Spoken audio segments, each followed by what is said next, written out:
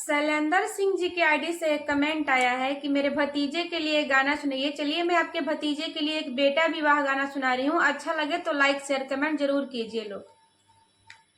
चमा चमा चमकेला दूल्हा के सुटावा हो, लड़िया लगला अनमोल।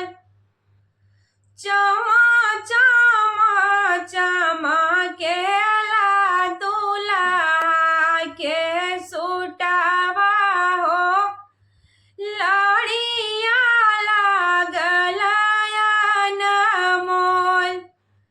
आरे सुटावा पहिनी दूल्हा अंगना बीचे खड़ा भइले, नैना से ढारेला लोल।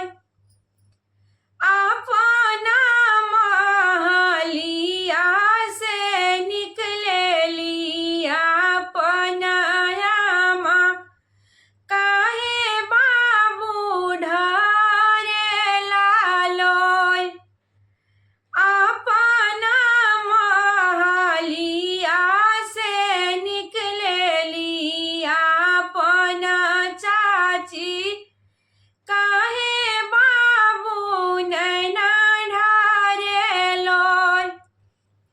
एक ही भूलया माँ पापा हमरो कईनी, नाही लैनी मौरी बेसाई। अरे कही चुक चाची चाचा हमरो कईनी हो, ना लैनी मौरी बेसाई। चुप हो खा चुप